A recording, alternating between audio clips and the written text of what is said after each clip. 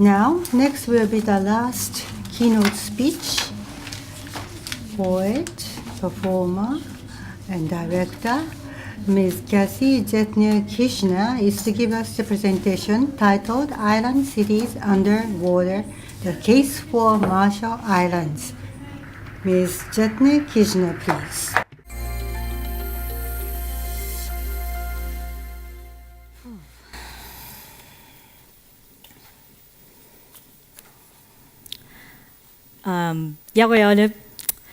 Before I begin my presentation, I'd like to give my sincere thanks and respect to Nanjo Fumio-san, the Mori Arts Center, and the conference organizers for inviting me here today and allowing me space during this forum to share my story. Because I am Marshallese, my story begins and ends with the Marshall Islands. And so I hope you will bear with me as I share the story of those islands and the lessons that teach us today as we consider our collective future. For those who are unaware, the Marshall Islands is located in the northern Pacific region known as Micronesia. Our ancestors came to the Marshall Islands thousands of years ago by canoe voyage. It is not clear to me why they chose these islands specifically. An atoll is a harsh environment. For those who are unaware, an atoll originates from a volcano that has sunken over thousands of years to the depths of the sea.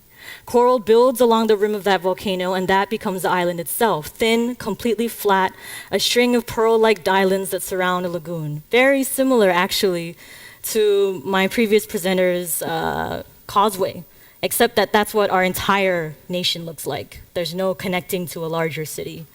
Unlike volcanic islands like Hawaii or Samoa, the sandy soil makes it difficult to grow anything beyond breadfruit, which is a fruit that has a bread-like substance that we generally eat as a starch, pandanus, an orange fruit that has a sweet juice you suck from the fibers, and coconut trees.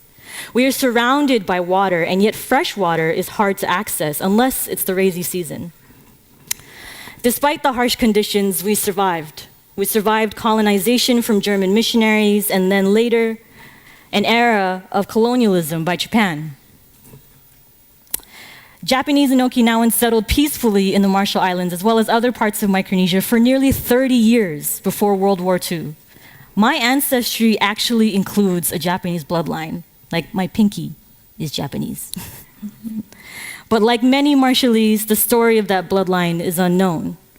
We do know, however, that relationships between Japanese and Marshallese were, for the most part, peaceful until World War II brought a time of trauma, and with fighter jets, forced back-breaking construction of concrete airstrips, grenades exploding above coconut trees, famine and starvation brought on by the US cutting off supplies. We thought we would receive some sort of respite, some time to breathe and heal once the war ended. But unfortunately, what came after was much worse. Under US occupation after the war, the Marshall Islands became the site of a new US nuclear weapons testing program. During this time, the US tested over 60 nuclear weapons on the islands of Bikini and Enewetak. Just one of those 60 bombs, codenamed Bravo, was 100 times more powerful than the Hiroshima weapon. I mention this only because I know this audience in Japan especially would be able to imagine that level of destruction.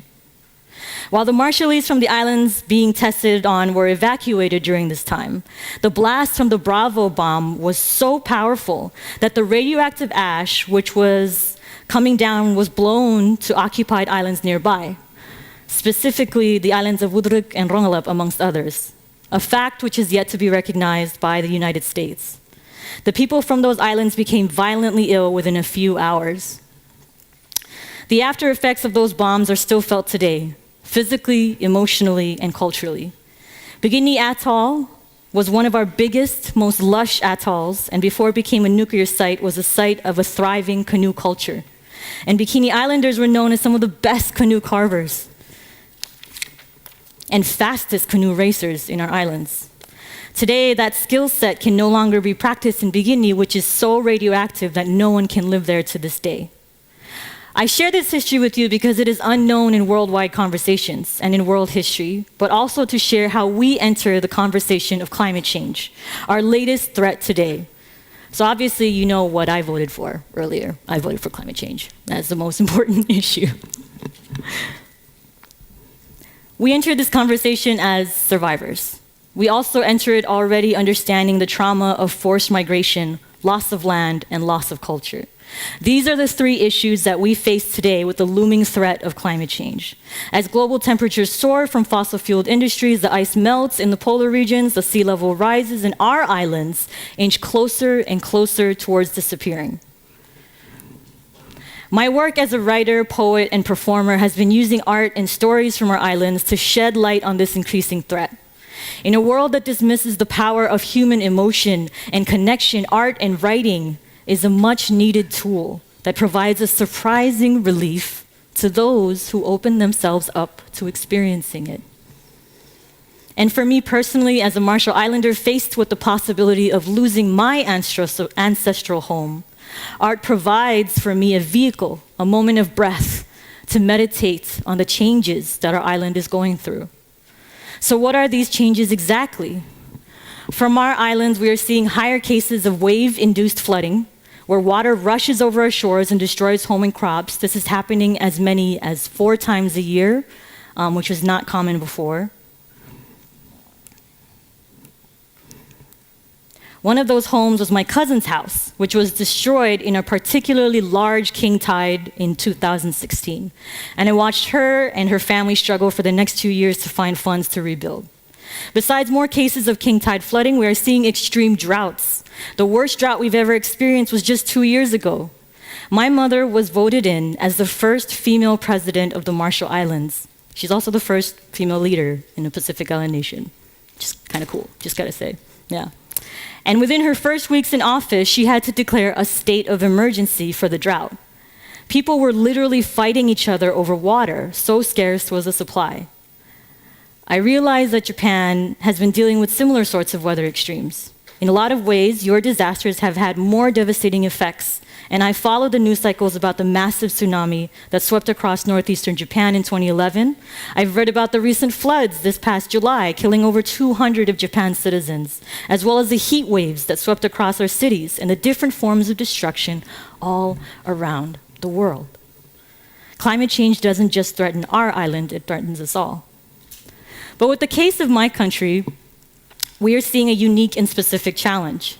As a low-lying atoll nation, we are only 2 meters above sea level. As a society impacted by colonialism and nuclearization, we are also a struggling nation lacking infrastructure and the technological expertise to create the solutions we need to survive.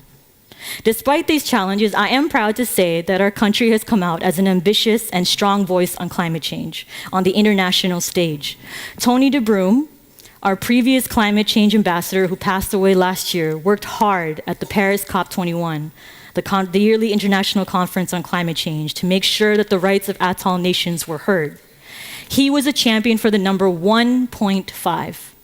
This is the temperature that scientists have determined that the world needs to stay at for low-lying atoll nations and other frontline communities to stay safe. For a while, climate advocates were actually pushing for 2 degrees rather than 1.5. But at 2 degrees, our country would be underwater. 0.5 degrees might not seem like much of a difference, but for our island, it's the difference between life and death. During that year, in support of this campaign, I wrote a poem and shot a video performing that poem for 1.5 and got it shared on CNN. And I performed it at every venue that I could during the COP21 conference. Through my position with the organization I run, Jetñil-Kijiner, the only youth climate change nonprofit in our island, we organized our youth for an online campaign on 1.5, where we asked Marshallese youth to take photos of themselves with the hashtag 1.5 to stay alive. It was the first and only time I've ever seen our youth take to social media for a political issue. And they did it because they wanted to contribute to saving their home, because they knew what was at stake. This past summer, we hosted our second climate change conference. On behalf of Jetñil-Kijiner, I facilitated a youth panel made up of our past youth participants who've organized climate action events in their own villages, led underwater cleanup expeditions, designed and built new waste management systems, and championed for the RMI on international stages. Listening to their presentations gave me a lot of hope. Our young people and our next generation is much more aware of the world around them and the global forces that threaten our islands than my generation was growing up. During that same conference, there was a presentation given by Hawaii-based climate scientist Chip Fletcher. In his presentation, he shared image-generated projections of what different areas of our islands would look like with 1 feet of sea level rise, 2 feet, 3 feet, and so on. When he showed our airport underwater after only 2 feet of sea level rise, I heard a mostly Marshallese audience collectively gasp out loud. None of us had expected it to be that bad so soon. He then moved forward with his assessment that the Marshall Islands can no longer fight globally for mitigation, for the world to remain at 1.5 degrees. Instead, we must begin planning for adaptation, specifically building new islands, building artificial islands. If we wanted to remain in our islands, he said, then we needed to seriously consider elevation. I watched his presentation with a certain level of agitation and shock that this is where we were at, that this seemed to be our new and only option. He went on to show us images of how islands built in the Maldives, in Saudi Arabia, created from dredging reefs, essentially blasting apart sand and using that sand to build us new islands. He said that with the current climate of the world, we needed to understand that the possibility of keeping warming to 1.5 was very low, very, very difficult, highly unlikely. After the presentation, he told me flat out that he didn't think it was possible. The recently released report from the Intergovernmental Panel on Climate Change on 1.5 confirms this. In Chapter 2, it states, under emissions in line with current pledges under the Paris Agreement, global warming is expected to surpass 1.5 degrees Celsius, even if they are supplanted with very challenging increases in the scale and ambition of mitigation after 2030. Basically, things aren't looking good for our islands. To be perfectly frank, I gave up on 1.5 that day. I felt my hope crumble as I wrapped my mind around the fact that we are now being forced to change the shape of our 1,000-year-old land because of the actions of the global community. What would happen to the stories, songs, chants, and traditional practices that are rooted in that land should we change it? What would happen to our culture? Our culture and who we are as a people is entirely rooted in that land. Not to mention our reefs. What would happen to those reefs that are already dying, bleached out due to the rising sea temperatures? Marshall Islands only contributes 0.00001%, 4 zeros, 0.0001% of emissions. And yet we are now being forced to consider possibilities we would never have considered before with money we don't have. Those artificial islands created by Maldives and Saudi Arabia are billion-dollar projects for a handful of islands. We are a nation of 29 coral atolls and 1,156 individual islands and islets that stretches across 500,000 square miles of Pacific Ocean. It is impractical to even suggest that we foot the bill for this. It needs to be funded by those countries contributing the most to climate change. Nevertheless, I am aware that architects and designers from all over the world gathered in this room may have some very exciting ideas. And we especially welcome innovations and solutions that are truly suited to the realities of our islands. But please understand, building these islands is a forced possibility, one that is difficult to even imagine. I discussed this with my mother the next day, after the scientist's presentation, the possibility of our country might have to abandon our fight for 1.5 and consider building artificial islands.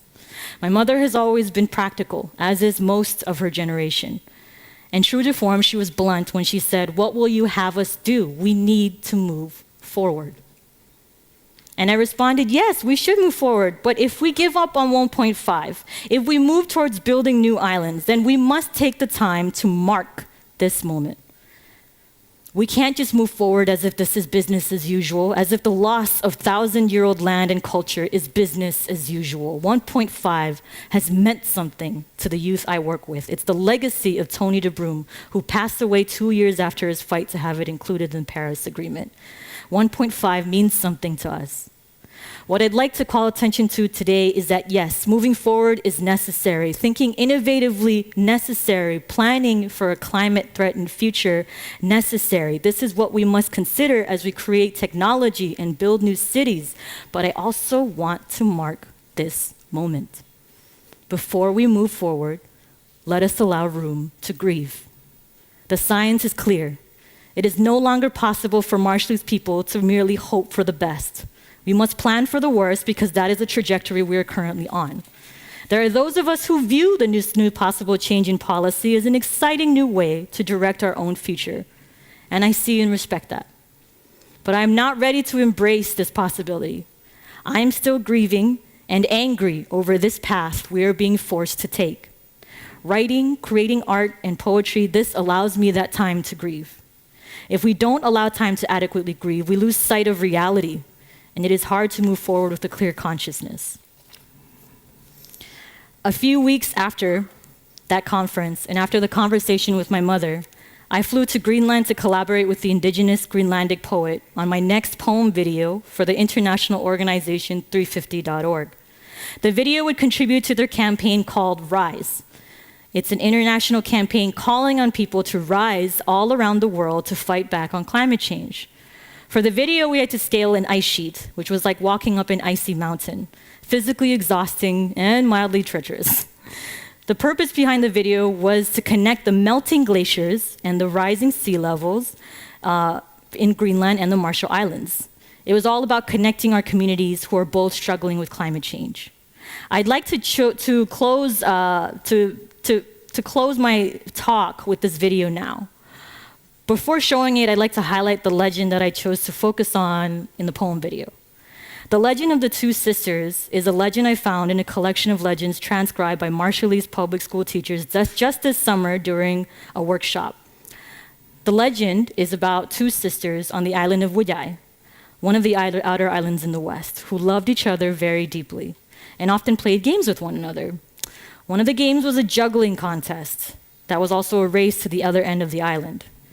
As the eldest sister neared one end of the island by the edge of the reef, so she's juggling and walking. This is like a common game in the Marshall Islands. You walk and you juggle and you race. So she's juggling all the way to the edge of the reef, and she suddenly drops what she's juggling on the edge of the reef. And all of a sudden, she turns into stone. Not sure why. Something magical about that area. She just magically turns into stone. Her younger sister comes upon her older sister's figure in stone, and she's shocked. She's sad because her sister is in stone. And so what she does next is she purposefully drops her stone because she decides she wants to be rooted by her sister's side forever.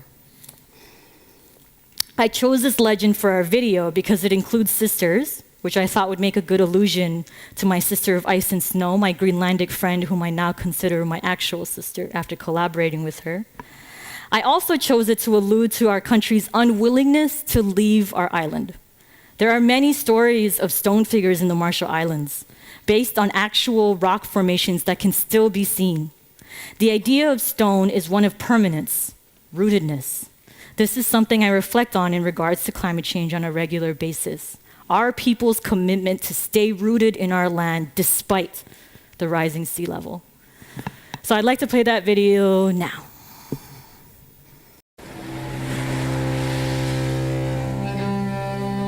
Sister of ice and snow, I'm coming to you from the land of my ancestors, from atolls, sunken volcanoes, undersea descent of sleeping giants. Sister of ocean and sand, I welcome you to the land of my ancestors, to the land where they sacrificed their lives to make mine possible, to the land of survivors. I'm coming to you from the land my ancestors chose, Jetñil-Kijiner, Marshall Islands, a country more sea than land. I welcome you to Jetñil-Kijiner, Greenland, the biggest island on earth. With me, I bring these shells that I picked from the shores of Bikini Atoll and Brunette Dome. In my hand I hold these rocks, picked from the shores of Nuuk, the foundation of the land I call my home.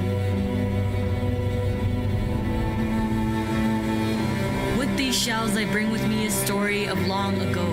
Two sisters frozen in time on the island of Buyay. One magically turned to stone. The other who chose that life to be rooted by her sister's side. To this day, the two sisters can be seen by the edge of the reef, a lesson in permanence. With these rocks I bring a story told countless times, a story about Sesuma Amna, mother of the sea, who lives in a cave at the bottom of the ocean. This is a story about the guardian of the sea. She sees the greed in our hearts, the disrespect in our eyes. Every whale, every stream, every iceberg are her children. When we disrespect them, she gives us what we deserve, a lesson in respect. Do we deserve the melting ice, the hungry polar bears coming to our islands, or the colossal icebergs hitting these waters with rage? From one island to another, I ask for solutions. From one island to another, I ask for your problems. let me show you the tide, coming for us faster than we'd like to admit. Let me show you airports underwater, bulldozed reefs, blasted sands, and plans to build new atolls, forcing land from an ancient rising sea, forcing us to imagine turning ourselves to stone. Can you see a glacier's grown the weight of the world's heat? I wait for you, here on the land of my ancestors, heart heavy with a continuous thirst for solutions. As I watch this land change while the world remains silent. Sister of ice and snow, I come to you now, in grief. Mourning landscapes that are always forced to change. First, through wars inflicted on us, Then through nuclear waste dumped in our waters. on our ice, And now, this. Sister of ocean and sand, I offer you these rocks, the foundation of my home. May the same unshakable foundation connect us, make us stronger than these colonizing monsters that still to this day devour our lives. The very same beasts that now decide who should live, who should die? Sister of ice and snow, I offer you these shells and the story of the two sisters as testament, as declaration that despite what we are told, we will not leave. We will choose stone. We will choose to be rooted to this reef forever. From these islands, we ask for solutions. from these islands, We ask, we demand that the world see beyond ACs, SUVs, their pre-packaged convenience, their oil-slick dreams. beyond the belief that tomorrow will never happen, that this is merely an inconvenient truth. Let me bring my home to yours. Let's watch as Miami, New York, Shanghai, Amsterdam, London, Rio de Janeiro, and Osaka try to breathe underwater. You think you have decades before your home fall beneath tides?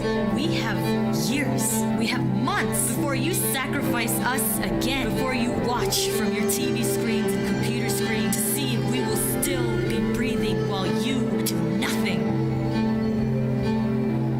My sister, I offer you these rocks as a reminder that our lives matter more than their power.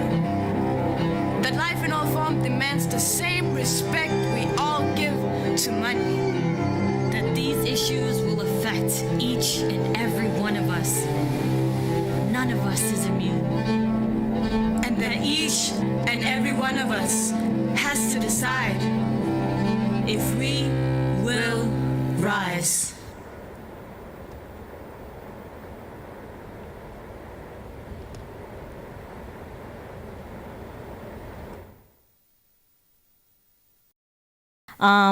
So basically, I wanted to end my talk today by encouraging you all to incorporate environmentalism and respect for land and tradition as you move forward with your innovations. Make room for grief, passion, ceremonies. I would also like to extend an invitation to come to the Marshall Islands. Share your technical skills and experience with the people who have chosen a destiny of stone. We have survived colonialism, nuclear testing, and we will survive climate change. But I know that we cannot survive without the help of others. Our islands offer a unique opportunity for technology and science to come together to design a city that will withstand a rising sea level and the various climate disasters that will inevitably come. Our country also offers lessons on the ways in which Japan's shoreline and environment will be impacted as well, because Japan, if anything, is another island. So in the face of climate changes, which inevitably impact us all, I end by asking from one island to another that rather than standing back and watching our sea level rise, that we all instead rise to meet the challenge of climate change together. Either way, I do want to thank you for listening to my story, and thank you for giving me the opportunity to share the case of the Marshall Islands. Thank you. ありがとうございました。キャッシー・ジェトニル・キジナ。 Thank you very much, Miss Kathy Jetñil-Kijiner.